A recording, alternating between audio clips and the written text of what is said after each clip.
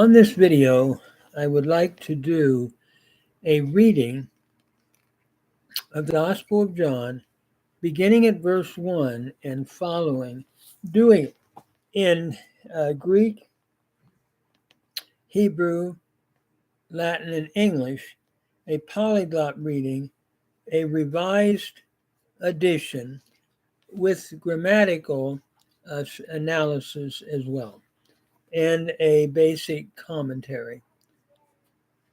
So we begin in John 1:1. In arche ein chalagas, kai chalagas ein prastantaan, kai theas ein chalagas. I'm reading in Greek. In the beginning was the Word, and the Word was face to face with God, prastantaan, and the Word was God, or the Word was divine. Now, as we look at the grammar analysis, in is the preposition. It takes the dative case in arche. Arche is a feminine noun. You think of arche, arches, arche. And arche is a feminine noun in the dative case. In the beginning, ein. Ein is from the verb eimi. It is the imperfect indicative active third person singular of eimi. Cha is the definite article. Logos means word. And kai is the conjunction in. Kai chalagas ein prastantaan. We continue the same grammatical analysis. Logos is the noun, first or second declension noun, masculine nominative singular. The word was, another imperfect repeated. We'll see this 3 times here from eimi, indicative active third person singular. Prastantaan. Pras is the preposition to or toward God. So the word was to, and I think it's fair to translate this toward or face to face with God. The preposition pros takes the accusative here, and tan is the article, masculine in the accusative. Ha, tu, to, on is the accusative tan. So the word was toward or face to face with God. And theon, you think of again as accusative, theos, theou, theo, theon. And on is the accusative singular. So the word was with God, face to face, and kai is the conjunction and. Theos is what we call a predicate nominative. It is also in the nominative case and is predicating something about halagas. So, and the word, we go to the subject of this clause, which is halagas. Again, a masculine article and a masculine noun logos. And the word was, ein again, imperfect indicative active third person singular, as we've said, from eimi. The word was divine or God. Theos here is a predicate nominative, and it's simply predicating something about halagos. The word was divine, or the word was God. We would never translate this, the word was a God. That's an important point to make because in this predicate nominative, it is predicating something about the logos, but we would never render it a God just because it doesn't have the article. We see examples of this grammatical kind of a development throughout Greek. And in First John, we have a similar expression in First John 4, verse 10. Ha to us agape estin. That is, and God is love. That is, he has the quality and the nature of love. We would never translate it, God is a love. So, and agape does not have the article. Same construction that we have here.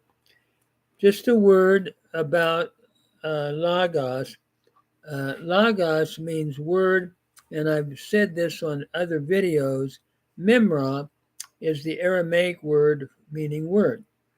And in the Targums, especially I believe it's Targum Onkelos or Targum Yerushalmi, you'll be reading along. In the beginning, God created, and then the Word said, and so forth.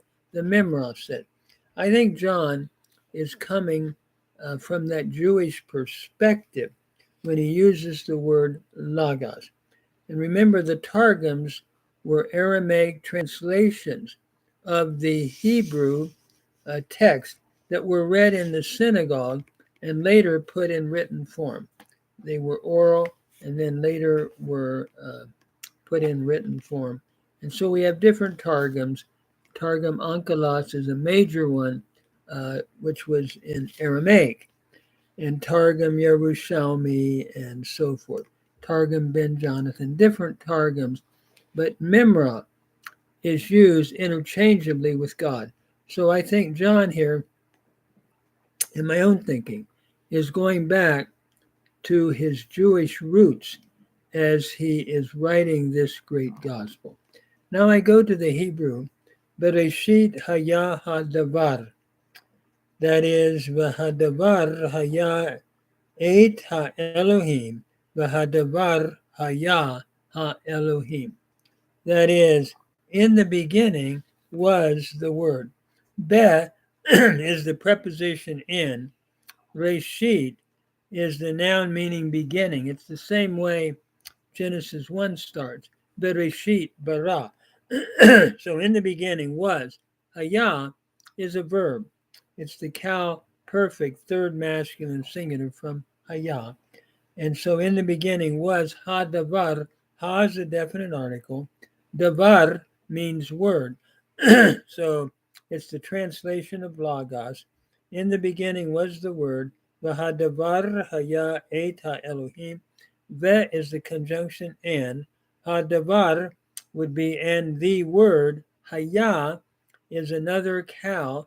Cow or G, which is the Grundstamm, the basic stem, is the cow. And it's the cow in grammatical nomenclature. It's a cow perfect third masculine singular from haya. So the word was eight is the sign of the direct object, was with, and we could translate it with here, with, and it has sort of a prepositional aspect then, with ha Elohim. Ha is the definite article. The Elohim is God. So with God, Elohim is always plural. V'hadavar, plural, I mean plural and ending with the im. And I think that, again, gives a beautiful reality of the triune Godhead, three persons but one God, because the verb is always singular. Bereshit bara, singular, bara, in the beginning created, ha Elohim, created, or Elohim, God created. So God is singular, one God, but the plural allows for the triune Godhead, three persons, but one God, I believe. So then, V'hadavar haya ha-Elohim. And the Word was God. In other words, he is showing in the Hebrew translation that the Word was God. Just like the Greek, where this does have the definite article, the Word and ha-Elohim was the God or God. So it's a literal translation of the Greek. The Latin then reads, in principio erat verbum.